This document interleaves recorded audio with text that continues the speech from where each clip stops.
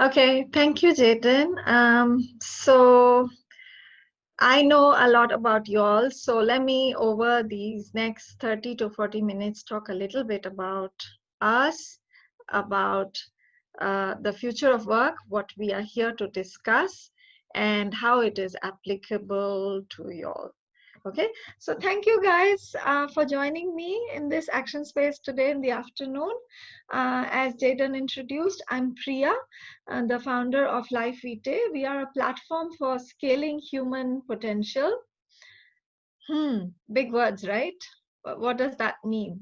But before I get into all that, let me just introduce myself. A quick intro, only fair, yeah. I heard about all of you and what you all are doing, so I'll just quickly touch upon some of the things that define me. Okay, so yeah, so the first thing is that I moved around to 6 schools in 5 cities. Nothing to do with me. It was because my dad had a transferable job. So literally travel the length and breadth of India and Sri Lanka. So one of those new kids who would keep popping up every time, you all have those new kids like who are like, suddenly I see a new face in school. I used to be that new face in school. So through these moves, I've experienced different languages, cultures, food, etc. And in doing so, I realized that every time I kind of moved, everything would change except numbers, except mathematics. So every school had different ways of teaching language, different ways of teaching science. The science itself, the curriculum would change. Some would call it biology, some would call it coordinated sciences, some would call it uh, just science 1, 2, and 3, paper 1, paper 2, and paper 3. I realized mathematics was remaining a constant. So even though I used to be very scared of numbers. I used to be like literally petrified. I failed my P5 final exam in math. I was that scared and that bad in math, but I literally clutched at straws and looked at math as my savior. So mathematics found me and I started excelling in math because it was my only friend, so to speak, which would come with me from place to place. Yeah. And in the same vein, as I kept, drawing comfort from numbers, I even went into my tertiary education leaning on numbers. So I said, okay, I'm going to major in finance. So I did my first post-graduation in mathematics and my second post-graduation in finance. So both from two well-known universities, institutes in India. One is IIT and one is IIM. They both have quite a name for themselves. Right. So after I graduated actually from my finance degree, came upon my move to Singapore from India. So this was like 21 years ago. So this is when I moved from India to Singapore and started working in Singapore. So essentially, although I studied everywhere else, my work career has only been in Singapore all through. In Singapore, I started work as a real estate consultant or a real estate researcher. So I was actually asked to set up the research department of a company called Colliers International. You all may be aware of it because you see the boards there, right? Saying Colliers International on the on top of buildings. They're big. They're all over the region and also in various parts of the world. So I came here to Singapore to set up their research department to actually literally start off. So I was very junior, but at that time they thought, oh, real estate research, it's not such an important thing. So I started like that. And then once we started doing analysis, I also rose in ranks because industry started realizing that how important research is. In the beginning, it was all unorganized. It was all hearsay.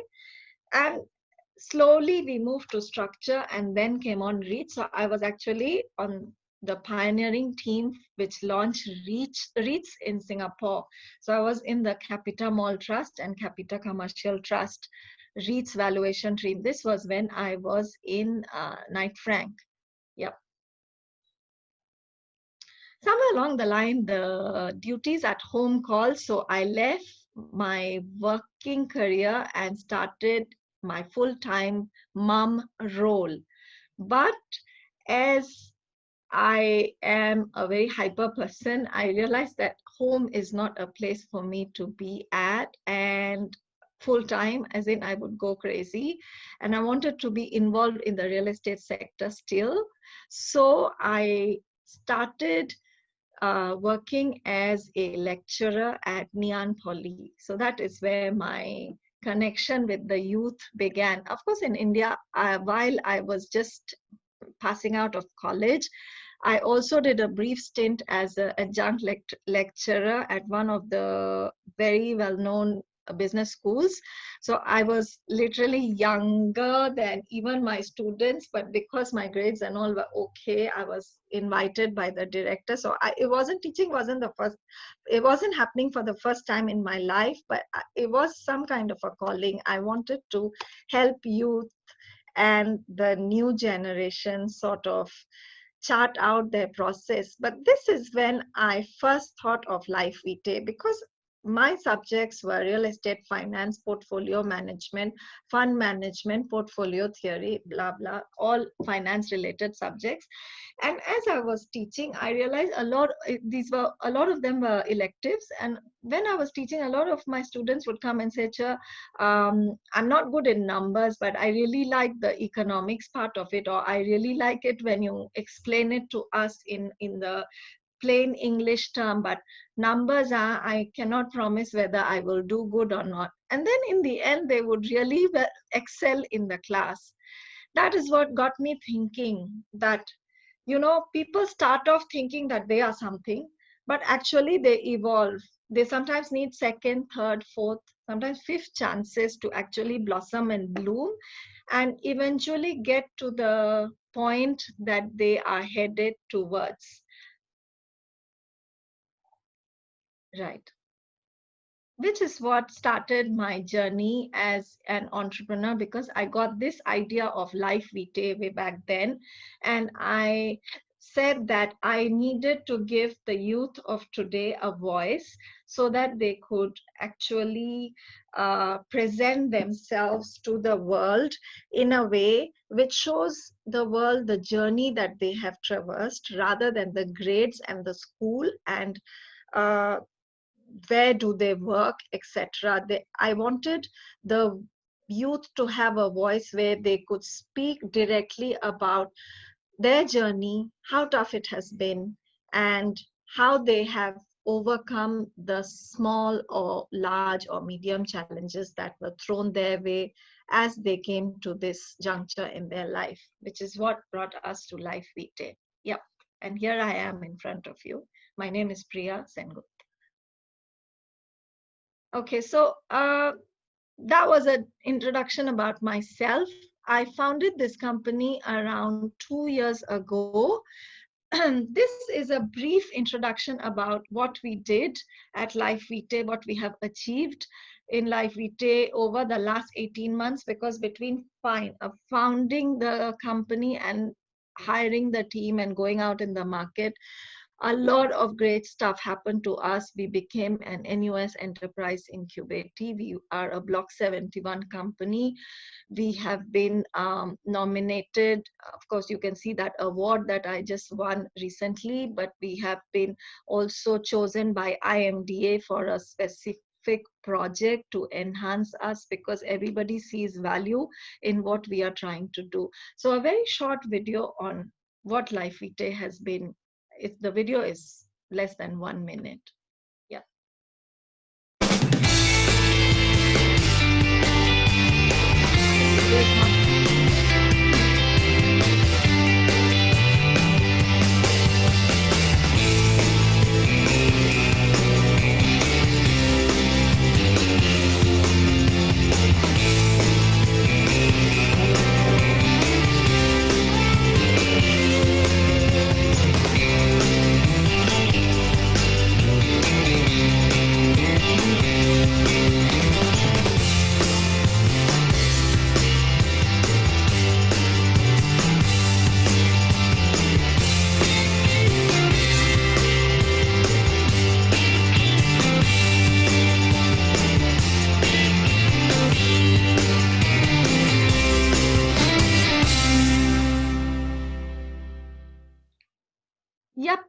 So that's been our journey. We are a completely Singaporean company. All of us are Singaporeans in this firm. And we are, all the things that you see about having a global workshop, etc., have mostly been through the Singapore government or through Block 71 or through the NUS enterprise. So that was a brief introduction about LiveVitae, but today we are here to discuss about the future of work, the future of recruitment, specifically the future of workplace engagement, and the future of education specifically. Yeah, so let's begin with one of my favorite quotes, that life is like riding a bicycle. To keep your balance, you must keep moving. Was said by Albert Einstein. But this is what life is like. You know, it's in today's world, in today's day and age, we are realizing that it is not about what you have achieved, or you cannot just rest with one degree or with one thing that you have achieved. You have to constantly keep moving to keep your balance or to keep your position in this world. Yep. Okay, so we begin with what do we think the future of recruitment will be like? I'm going to open up the floor here, so we will use that Mentimeter to sort of discuss what the future of recruitment has in store. How are people going to be recruited? You know, what changes do you think which will come into this industry, and so on and so forth. So yeah, go. So basically, you just go to www.menti.com, use this code 832752 and start writing whatever that comes to your mind, words, when you think about future of recruitment. So I see one word, tech, very good. Keep writing, it's anonymous, so I don't know who's going to write what. So please, yeah, online, awesome, autonomous, AI, absolutely correct. Go guys, you don't have to give one word only. You can give as many words. The more you contribute, the better the discussion will be. I think the Menti post only allows single word. Ah, okay. Is that right? No, you can do phrases. So you can have like up to 25 characters, if I'm not wrong, in a single submission. And after you submit once, you can submit again. So at each submission, you can put in 3 words. I'm going to give you guys another minute or so. So get some more words there, and then we're going to discuss this.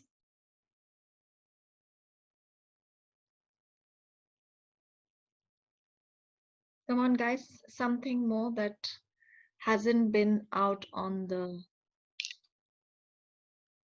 board yet. Awesome. I see your major doesn't matter. Yes, that's a very, very important point there. Connections, absolutely. International diversity, yes, yes. Remote working, absolutely. So I'm a bit of a mind reader, because this presentation, this PowerPoint was made before I got you guys to do this exercise, but obviously you guys are hitting the nail right on its head. So I would cover a lot of these points, if not all.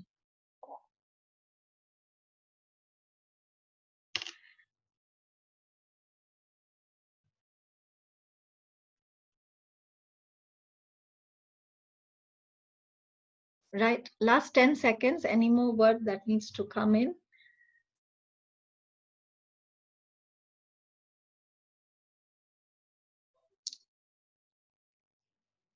Great. Okay. Awesome. Okay, 1 or 2 more words. I see some more words coming in. I don't want to stifle off discussion, so just those 2 or 3 or 5 words that just need to be here on the board. Critical thinking, connections, awesome. Culture, yes. Empathy, absolutely. Creativity, value adding as a human, yes. Yes. Jack of all trades, absolutely. Automation, communication, ultra competitive,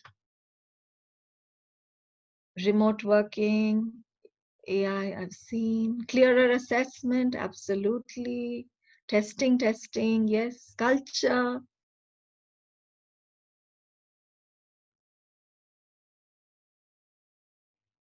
filter round, yes. Is that filter or is that fitter? Fitter? Sorry, my eyesight.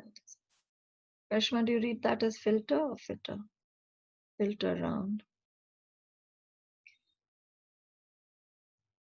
Critical thinking, breadth and depth, Filter round. yes. Filter round. Okay, great. So let's go back to, this is fabulous, guys. Thank you for this. Let's go back to our presentation. Yes. Okay, so as I was saying, the future of recruitment is changing, and this is where it's changing too. So as you guys very rightly pointed out, the emphasis is on essential human skills. Everybody is talking about future. You know, everybody is talking about, oh, how bots will replace the human beings that, and that is sort of bringing concern, stress, and worry, right? Everybody is like, is my job going to be redundant?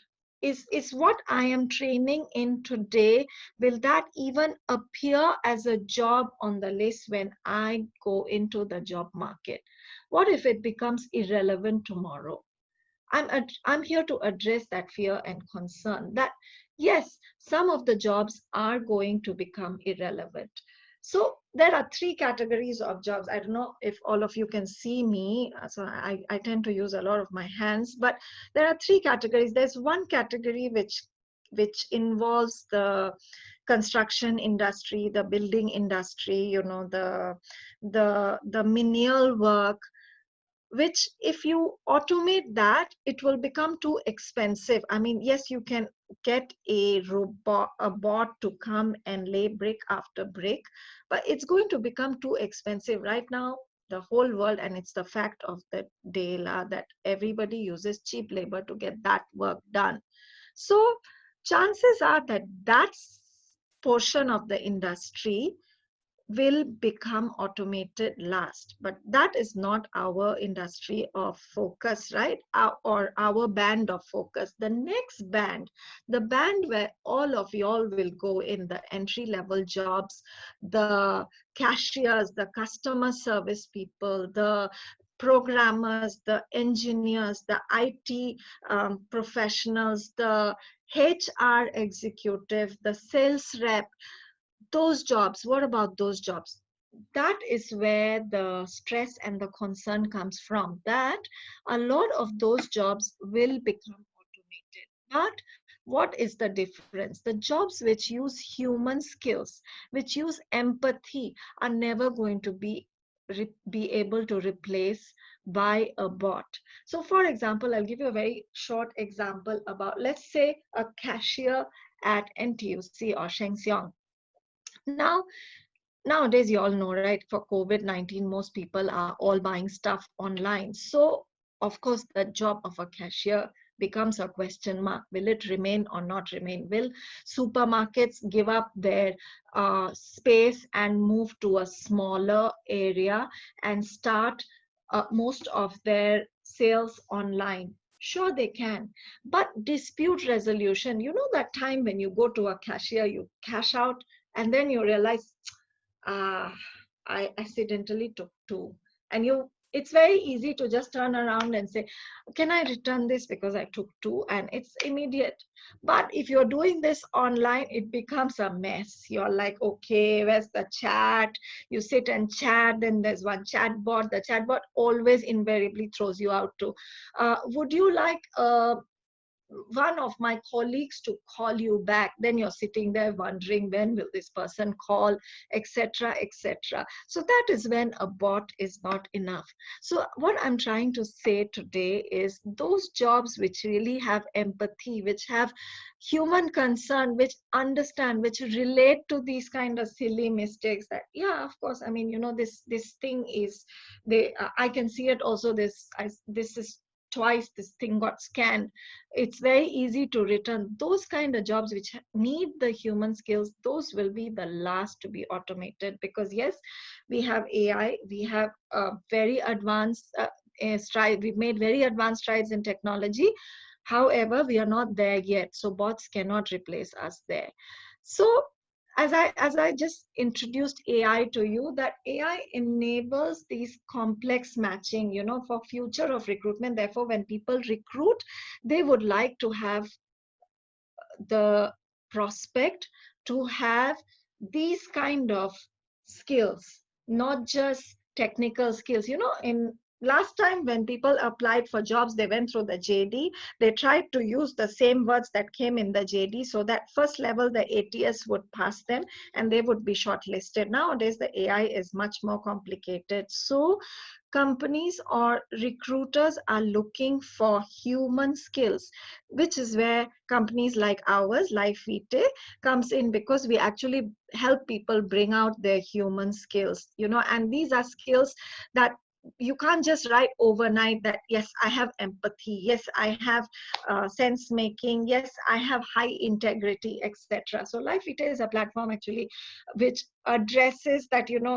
We actually make people speak a little bit about their life, and therefore derive that empathy is a human skill that you have, which is what recruiters are looking for. Not everybody knows that if you've just written empathy and you really don't have a backup, and when you're asked in an interview situation that, okay, give me an example of when was it that you showed high empathy, you have to be on the ball, you have to know exactly what to say, which is where LiveVitae helps.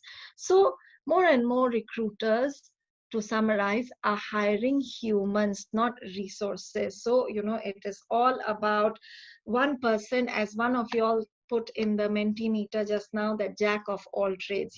We are looking at human beings more. The whole focus has shifted from automation to humans. Again, people are looking, when they hire now, they look for human beings, because of course the jobs which can be automated, why hire humans in this band? You would ask me that you mentioned three bands, right? So one was the lower band, then one was our band, then there's the next band, which is the leaders band. So of course, that band would get the last to be automated. Just for the sake of this discussion, I would just put it out there. But of course, our focus is right now on the middle band. Okay, so let's go to the next slide. So now we will just discuss about what do you think the future of workplace engagement will be like. Yeah, and I would like a little bit of a free discussion here. Or actually, let's do a poll. Let's think about how onboarding will be conducted. Sorry. Yeah. So let's just look at what will be impacted most by shifting to a digital engagement. Um, the first is team building activities. The second is choice is finding common ground. And the third choice is opportunity to find areas to connect with others. What in your mind is the highest that would be impacted by shifting to digital engagement, or the future of workplace engagement? Why are we talking about digital engagement? Because we are very interested in the future of workplace and what it's going to look like. Okay, go.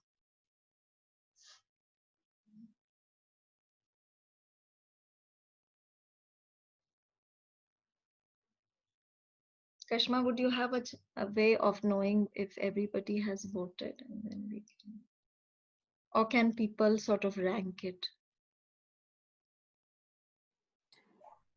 There's a vote count here. So I think we have 16 people who will be voting. Yeah, sure. 17. Yep. So we'll give it some time.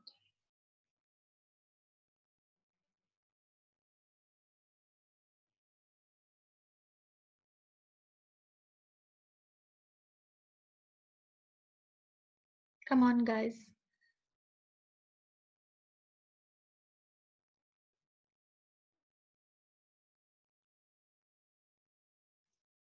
We have about 5 more people who are thinking about it a little bit, and I respect the thinkers because the thinkers are the ones who are sometimes come up with the best answers. So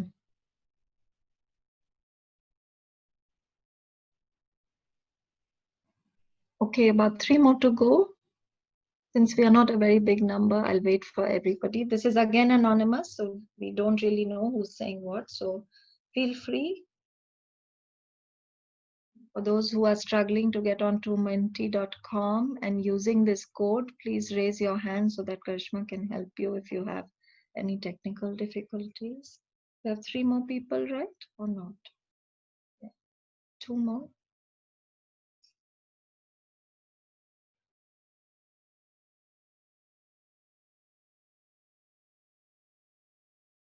Shall we give it a 30-second window for those 2 more people to sort of...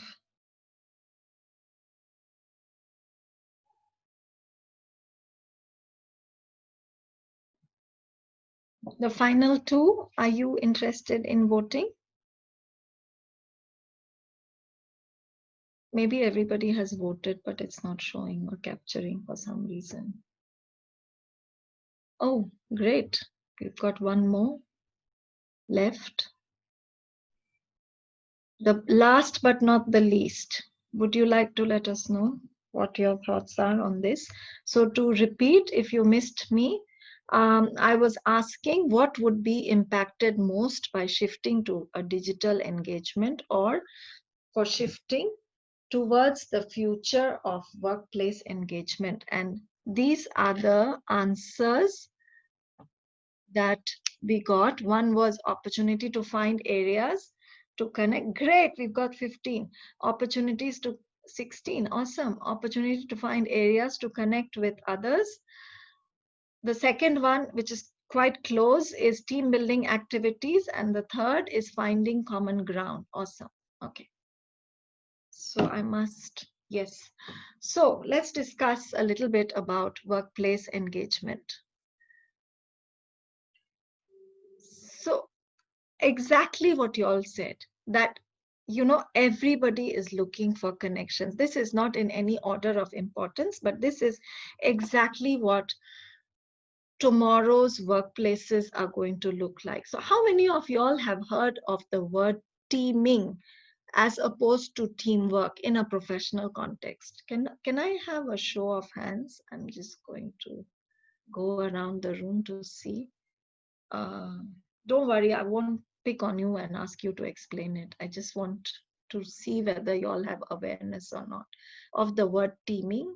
So you can raise your hands, but I promise I'm not going to pick on you and say that, okay, explain. I just want to know whether you all have heard of it or not. Okay, so I'm guessing nobody has raised hands, so therefore nobody's heard of the word teaming. So teaming was a concept actually introduced by a Harvard University professor called Amy Edmondson. So what she was meaning by teaming is that it's, you know, we all know what teamwork is, right? When you all know certain people and then you put them together in a team, like for example, you know, a study group in your uni or college or institute, and you then rely on each other's complementary mutual skills to work towards a better output. So that is teamwork, right? What is teaming? Teaming is a concept where people are put together where they hardly know each other. They haven't even met each other. They don't even know their names. And they are very often sort of asked to come together in a team and start working. In such instances, the criticality of finding common ground is very, very important, as you all know, right? I'm very happy that one of the words that came up in the earlier discussion was common ground, and it is indeed a very important thing. Just to explain the concept of teaming a little bit more, nowadays, you all have heard of gig workers, right? A lot of people who work from being away from the actual physical workplace. Now, with this COVID scenario, we have seen how work from home has become such a popular concept. In fact, certain companies like Optus in Australia has said they will reduce their office space and shift permanently to work from home. A lot of banks are saying, Citibank has said that 90% of their employees can work from home. So therefore, the gig worker is also somebody who you don't really see, and you are expected to suddenly form a team and build something new with that gig worker. That is when you need to relate to the person outside of work, even within work. What are your common or similarities with this person? This is another thing LiveVitae does. We have an in-house proprietary algorithm called the similarity score, and we help people come together where they can find common ground. So it could be projects, project mates, it could be students in a university, it could be hostel mates, etc., etc. But I digress here. So I'm coming back to the future of workplace, that common ground is very important, especially for that concept of digital nomad. Have you guys heard of the word digital nomad? Again, a show of hands. Again, promise no picking. Yes, great, Vanessa. So again, digital nomad is a person who is working remotely on a project. So nowadays, a lot of people prefer to work even from a different country. They have the commitment fear. They don't want to belong to a company because they will work 9 months and then 3 months. Of course, now travel is all gone out of the window, but last time they would travel for 3 months. So there would be a person sitting on the beaches of Bali, but he's a great UX UI designer, for example, and he would be working with your team, but he would not really come into office. But the only difference is that these digital nomads also want to belong. So they could be away from the workplace that you are in right now, but even they want to belong. And therefore is needed a common fabric which puts everybody together. A platform like LiveVitae does that, and I'm sure a lot of other platforms also do it, but LiveVitae is where the entry level or the startup level or the young companies are actually looking towards to build that common ground, that common connection with each other. The other salient feature where people are looking at in terms of future of workplace engagement is, in our times, when we used to join jobs, we used to look at our salary, we used to look at where the office is, how much travel is it from my home, all the lunch options around, so that makan has to be good, and what my promotion prospects were, etc. But now, of course, those are hygiene factors, but this generation, the youth of today, you actually belong to a generation which wants to change the world, which wants to join a purpose. Youth today will only work in places where they actually like the concept of the company or the mission of the company or what the company is set out to do. In our times, people would work in tobacco companies not really being a smoker, even thinking smoking is bad, but they would work in. Nowadays, most people will not do that. A, because there are a lot of options, you don't need to, and B, because this is what defines the generation. But then some of you must be thinking, yeah, but I don't really know what is right or what is wrong at this stage. I mean, yes, I know I want to belong to join a purpose, do something for the world, but as of now, it's not clear what exactly is it that is my purpose. This is also another thing LiveVitae does. We go through, it's not us. When I say we, it's the platform. It goes through a person's profile and then tells the person that these are some of the, purposes that you could focus on, or these are some of the areas or your strengths, etc., etc. So let's go to the next subtopic of this discussion today, which is Of course, we talked about future of recruitment and future of workplace engagement. What does that mean? That the way we are studying has to change also, right? Remember the Mentimeter, you said the degree doesn't matter, one of you all said. Exactly. The future of education, think about how classes will be conducted, access to content, changes to syllabus. This is a point where I would want you all to wake up and give me some answers as to what you think will affect the future of education. Doesn't have to be very long. Again, I have a slide on this, but I just want to get the discussion going to see what you're, because you're in the education arena right now, which is why I went about an introduction when you guys joined the room. Just wanted to know. So since so many of you are in right now getting educated or just about finish your education, what do you think the future of education holds in store for us? Can we have some show of hands? Otherwise, I will actually ask you all. So there is no escaping. So whoever wants to go first.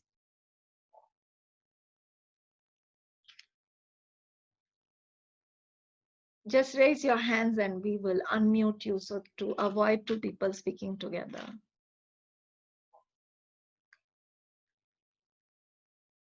Okay, then let me start with asking Vanessa a question. That Vanessa, what is the one thing that you like in your classes today?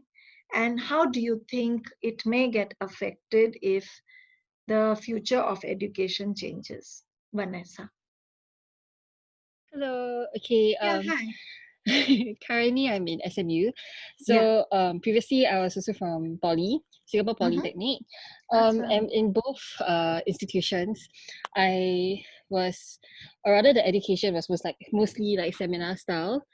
A lot of like how should I say, like a lot of emphasis on, not say emphasis, but it benefits the students to it benefits the students to respond to the teachers. And actually that's what I like most about education. I know that not all schools do this, but I think in the future of education, perhaps more and more schools will do this, especially as we go towards a technologically more forward kind of education system. If we go towards more technologically forward to, for example, prevent people from falling asleep, the teacher could point out a student like me, to talk and to respond back to the topic at hand. Yeah, and I think it's good lah. Yeah, because it will help me Vanessa. learn. No worries, again, thank you. Yeah. So again, there are no right and wrong answers. We are having a discussion, but this is such a great point that Vanessa has brought about. Don't worry, all your points are going to be great. I can give you the label great before you even venture. So don't be so that, oh, what if I say something which is not like, that relevant. Everything is relevant, but because you guys are the youth, whatever is coming to your head is today's relevant reality.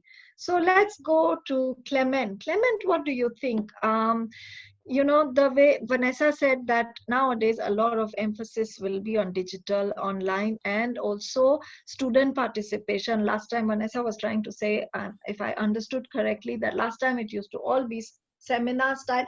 Teacher would come, just give one, download and go away. But nowadays, a lot of emphasis is on interaction, on people asking questions, etc. So, Clement, what do you think?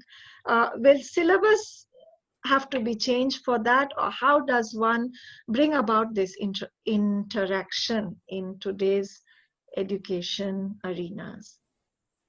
Speaking from the tertiary education side, I believe that the modules will be more interdisciplinary nowadays as compared to just teaching specifically the information for one course, because contents will be easily accessible. That means that we won't need to have like all the information in our brains for that specific course, but rather we need to know how to integrate different courses together to actually target the problems of the future. Awesome. Clement touched upon a very good point. And again, this is something that we keep hearing. So as I said to you in the beginning of my presentation, that I'm no mind reader, but I have, you would find that most of the things that you're saying are already in the presentation that we would present today. And one of those things is that the future of education is coming from the fact that a lot of stuff is you're expected to know a lot of stuff before you actually go into class. That is how you can do interdisciplinary studies in that short period of time, and therefore interdisciplinary work becomes so important. In our times, even when you did something like finance, I had to in every class start from credit and debit, literally.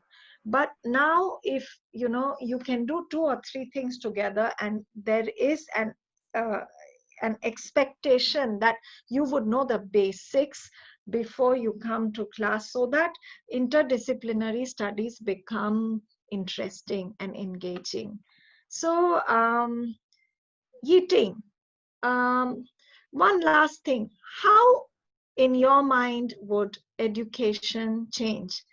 Think about something, how classes would be conducted, or content would change, or access to content would change. You know, nowadays, you may have heard that a lot of content is free on the internet, right? Coursera, etc. for COVID has put a lot of stuff on the web for free. So what do you think? Where are we going with this access, this free access to content, etc.?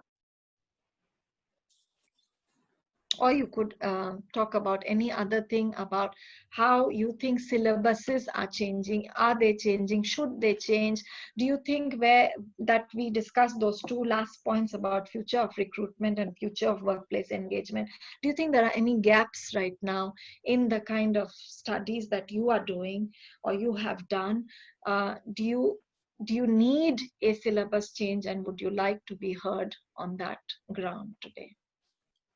I'm not really sure if like the change is applicable to what I'm studying, because like what I'm studying is like environmental engineering, and we sort of also have core modules in construction engineering, and our professors have always emphasized that you cannot replace, you know, like face-to-face and like face-to-face interaction and how to like you know, solve the calculations and everything, because like right now, as I think somebody mentioned previously before, automation or AI cannot replace construction yet. Like there's no like 100% foolproof way to like overcome it. That's why like it's very important that engineers are like trained and know how to calculate everything, and that the most important resource is the professors, because like for example, like construction, right, you need to have a lot of experience. You cannot just take a course and then, okay, I'm going to construct a building. Yeah, so like for my area, I don't think this is really applicable. But then for other areas, like maybe like tech, like, you know, like taking like there's so many courses in YouTube, like learning Python in 4 hours, those kind. And then I think like, yeah, only like for that area that there will be the change will be applicable. Okay, yeah, I absolutely agree. But to add to your point, I would also say that even the construction industry, the way we knew it even 20 years ago when Singapore buildings were constructed, and now there's so much of sustainability, green, you know, that about energy saving, having green buildings, you know, which were words we were not heard of when construction was being carried out in our time. So to that extent, everything is changing also. Yes, sure, the calculations cannot change, but some of those calculations are changing. In those days, the room used to be designed in a certain way. Nowadays, the rooms are designed in certain way that sunlight is captured the most. You know, the bulbs are energy saving. So, you know, some of them put solar panels.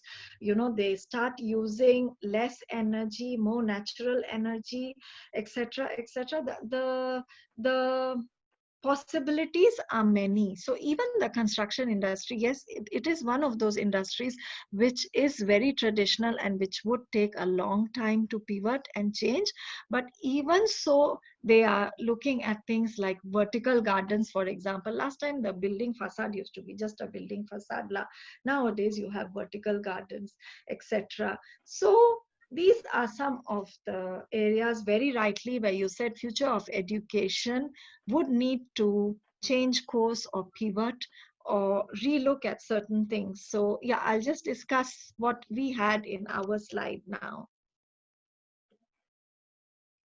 Yeah, so one of the things that I heard from y'all is lifelong learning, anywhere learning, which came up in the word cloud just now when y'all put together that people are focusing on you can learn things anywhere. You can, there are colleges in the West, in the US, which are like Harvard and Stanford, which are now giving memberships instead of admission. So it's no longer a 4-year admission, it's a membership. Because why?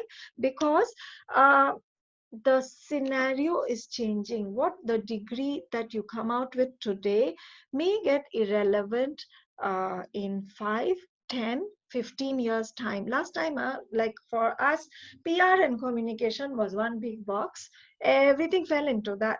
Now digital media is a totally different arena.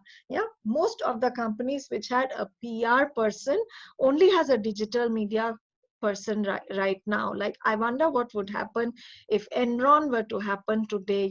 I mean, it would be totally different. I don't think they would rely on the next day's newspaper to put something out as a press release. They would just go straight into Twitter, into Facebook, into LinkedIn. So these are some of the things which is what institutes of higher education or higher learning are understanding, that it's no longer about have a degree, go out, and that's your field. Now it's lifelong learning. You have to, as you very rightly said also, Eating, that nowadays you get things like, okay, learn Python in 4 hours. Of course 4 hours is not possible, but it's just one of those things. I mean, I know in your mind 4 hours is a placeholder also. You didn't, and that is what a lot of these courses are coming up with, that learn data science. The other day, Karishma and I were looking at a course which said, learn data science through 10 hours of intensive work. It's really not possible, but like people are at least getting a foundation of data science in those 10 hours. Does that make the person who's done a data science master's irrelevant? Of course not. But now there are so many various categories of each specialization, and there are so many entry points that a lot of these anywhere learning modules are coming up. So the other thing that Clement just mentioned, and that's one of my favorite topics also, is that learning by doing or from communities. Last time, we used to focus mostly on, when we went to class, we used to focus, like Vanessa said, when we had class, we used to have seminar style class. We used to go to class, the prof or the lecturer used to come to teach us. They would open the textbook and then go through a chapter and explain the chapter to you. Nowadays the model of education is changing. You're expected to know the chapter before you come to class. So you see what is happening, the flip between classwork and homework. Last time in class you used to do the chapter, then you would be set a homework on the chapter. You would go home, the teacher would show you a few examples of how to do it. You would go home, finish the rest of the examples. Nowadays what happens, most universities or colleges are moving to this. They expect students to do the textbook learning on their own in class and then come to college. Why? So that they can have a better discussion. The learning is through doing, the learning is through discussion, the learning is through cohort formation, which is where, because we all hear about, oh, will universities go online? Oh, will education all become online? Cannot la, because you can only learn in a very singular way online. But when it comes to actually putting into practical use what you have learned, you need a cohort. What else do you need a cohort for? In your future life, for help, because it's all about connections. It's all about who you know. Of course, know-how is important, but know who has also become so important in today's day and age. Again, the whole focus in education is shifting not just on technical skills, but also on human skills.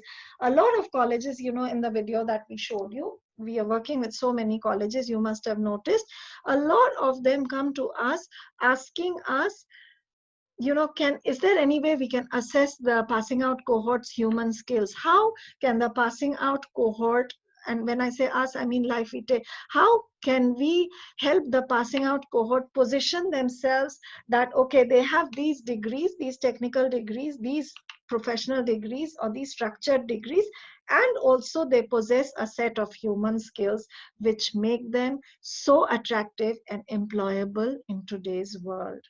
Okay, so we go to the next concluding slide. So now what can we do? How do you do it? Of course, we know human skills are important. We know, the whole workplace engagement is changing. So we need to find common ground. We also know the future of education is changing. We need to make connections. We need to be part of a cohort. But how can we do it? What is the first step that we can take? And this is where building a personal brand is so important. I've put a picture of two Western personalities here.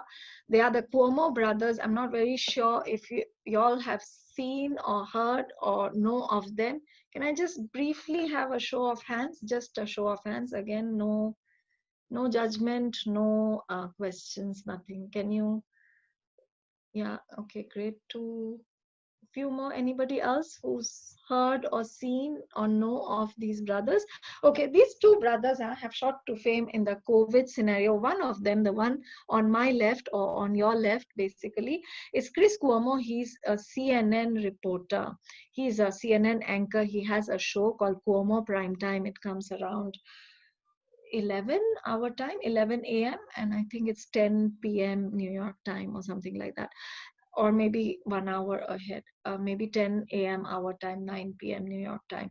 He's very popular. His own brother, real sibling, is Andrew Cuomo, who's the governor of the state of New York. Both of them are right now in the limelight because, of course, New York is, going through a massive effect from the pandemic. These two brothers, they are both very good in what they do. Of course, one has their own primetime show, the other one is the governor. But what actually makes them real people and why people talk about them are every time they kind of come face to face, or Chris Cuomo actually interviews his older brother. Andrew is older, the mayor is older. They have a mini face-off. Mom likes me more. No, she doesn't. No, she did. She told me. No, she didn't. You are lying. Things like that on primetime TV. Our first reaction is, how can they be talking like that on primetime TV? But that is their brand. That is what actually makes them distinguishable. Otherwise, so many people are coming and talking, and apart from Dr. Fauci, who's actually the epidemiological head of US, nobody remembers any names because there's so many states in the US. Every state governor is up on TV, like the Georgia governor, the Michigan governor. Everybody comes on TV and says something. You don't remember them. Why do you remember these people? Because they created a personal brand. They are funny, they are witty, they are humorous, and they are damn good at work. So what I'm saying is, now is the time to build that personal brand, that personal touch to yourself, because going forward, the world will become a lot more about who you are rather than what you know only. And this is what LiveVitae also does. We help people, the platform helps people tell their story. We help people identify uniqueness in them, what makes you you. We then help people grow as a person, which is what, the lifelong learning, the future of education is going to look like.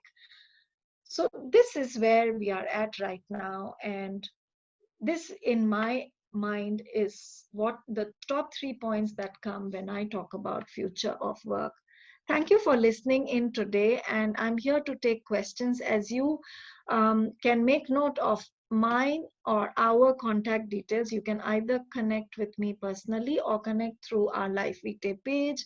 You can sign up for LiveVitae. We have a exclusive QR code running for this event. So we have certain advantages if you were to sign up. It's free, by the way. There's no selling here. Karishma, how long will this code be valid for? It'll be valid for at least a few days. Yeah. So at least today is a Saturday. At least till Wednesday it should be valid. So please take that down.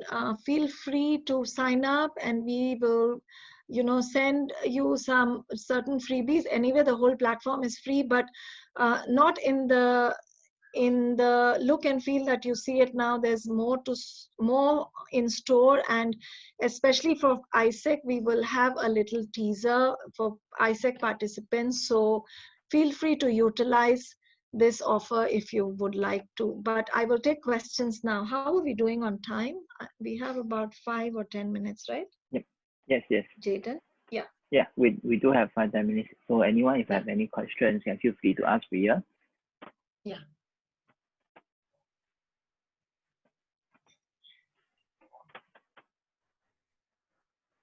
Even if it's not questions, if you just want to, say a comment or a disagreement. As I told you, I was a teacher, so I am used to it. Like I actually look forward to a great discussion. So please feel free to ask me anything, contest anything with me, or even add to a point that I have made according to your own experience, what you have seen.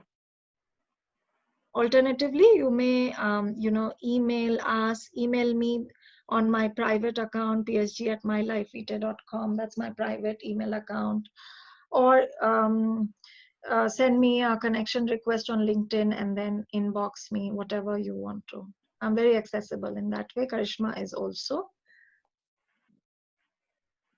Okay. I think Rachel will have a question, right? Rachel, would you want to ask your question? Hi, sorry. I want to ask a question more about personal branding, because just now you mentioned that in the near future, personal branding will be very important. So what are the tips from you that we can do our personal branding better as a group, and or maybe as a potential candidate for like certain work?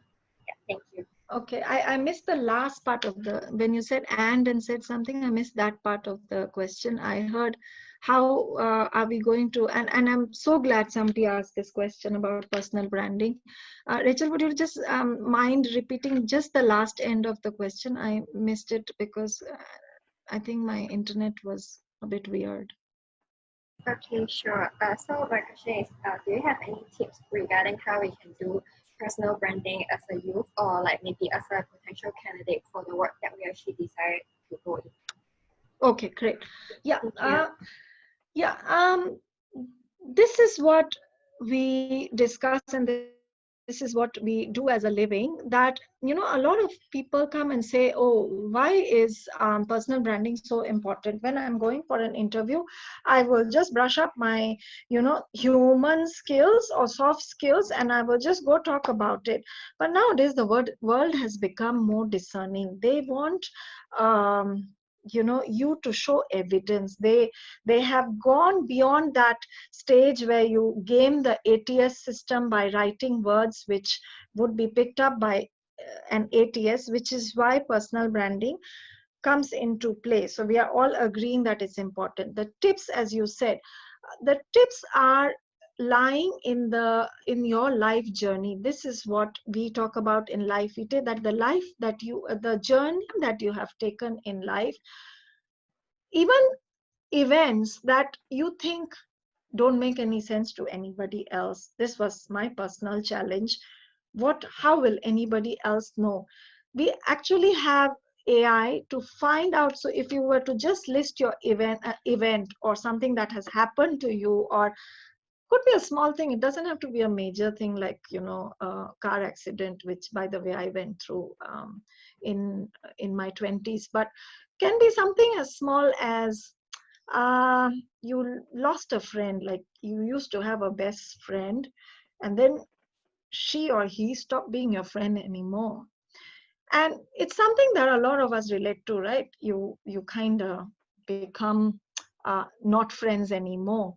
And these are the, you know, these are the events that a platform like LiveVitae then helps to glean information out of you and then present a personal sort of a picture or a personal brand of you, saying, Rachel, this is you, this is who you are. So we come up with a strength analysis, and this is not just one question, there are a series of questions that we ask, and that is what builds that personal brand. So it is, when I say personal brand, it is not something that you actually go out to do that.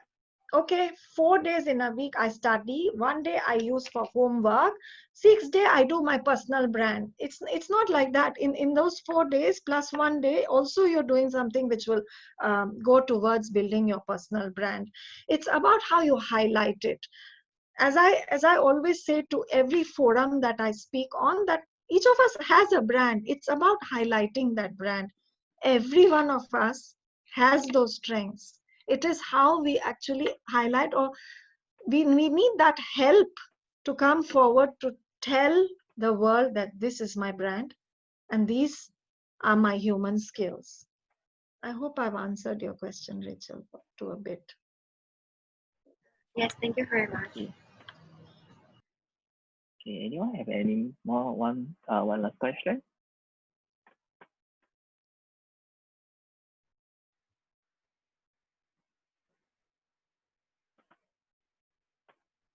Open to the floor. Anyone any more questions to ask about Priya?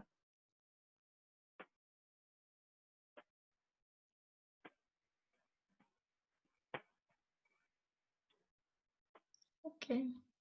Yeah. Then I think, okay, Jaden, so, you wanted to play a video, right? Yeah, sure. Then after that, I will take over. So, Kishma, I will sharing screen from here. Yeah. So, okay. So, thank you everyone for participating in USpeak Forum 2020. Before we officially close this phase, the president of AIESEC in Singapore have something to say to you.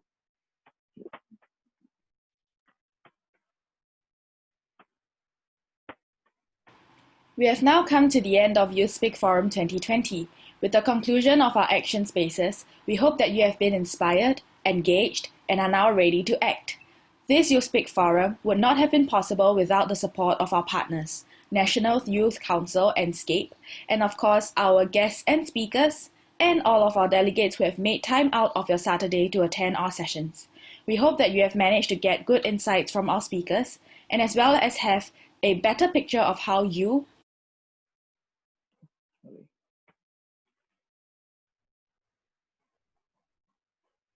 Sorry for technical error. Finally come to fruition is extremely gratifying and fulfilling. Even as COVID-19 hit our shores, and we had to change our event format according to the many restrictions, finally making the brave decision to shift the entire forum online. The organizing committee pressed on and never gave up. We have had multiple meetings, 2 dry runs, many emails, and even more messages to make USpeak Forum 2020 happen. All of us believed in the value of the forum and the value that it can provide to our peers. Looking at the day's program, I believe that we have definitely achieved what we have set out to do. The organizing committee of USpeak Forum 2020 definitely embody the spirit that I believe all of us should have in these trying times, which is to keep on adapting, keep on trying, and to never give up. Even as doors close on us, windows of opportunity open. For us, it was the opportunity to go even bigger than before. By being online, we could have more delegates that are joining us that are not restricted by the geographical location nor the physical distance. Thank you everyone for making USpeak Forum 2020 possible. We hope that you have gained a lot of ideas along the way and have even more call to actions for you to prepare yourself for the workforce. The future of work is one where we focus on people, not just jobs. And we, as the young people of the world, are the future of work as we speak. All the best, and see you at our next You Speak Forum. Okay, thank you very much. Especially thank you for Priya for sharing insightful thoughts with us. And now, can you have us to do a survey for the sections that Priya has just conducted? And yeah, we hope to see you again for next year's You Speak Forum. Thank you, guys. Thank you for joining and being here on a Saturday afternoon.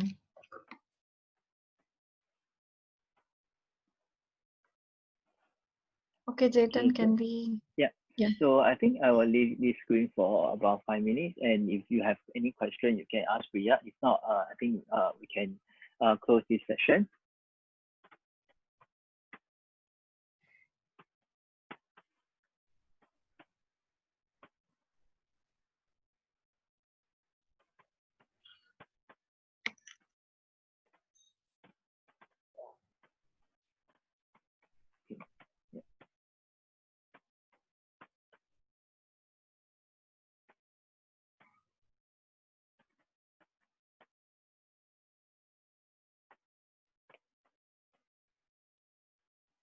While waiting, do you guys have any more questions for Priya?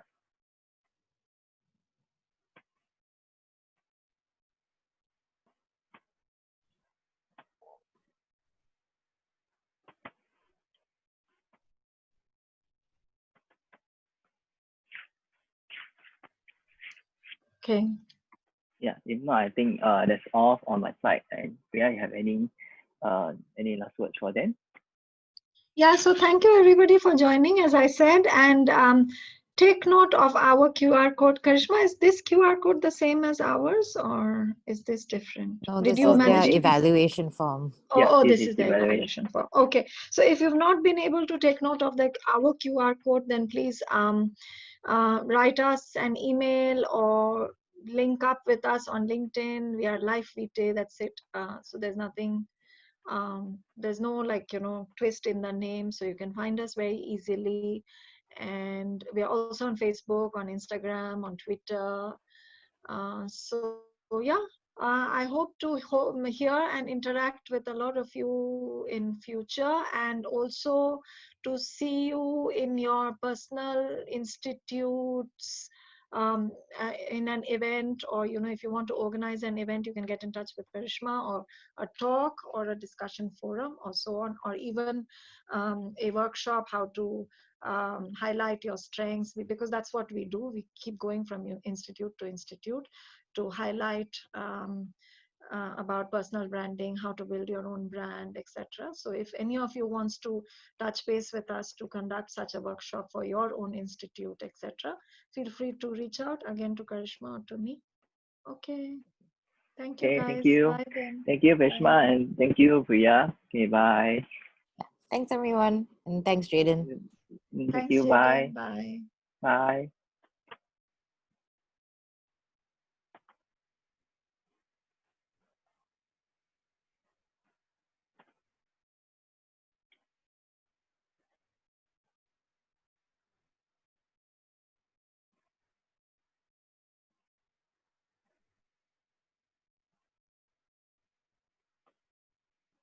Hi, is anyone still need a QR code?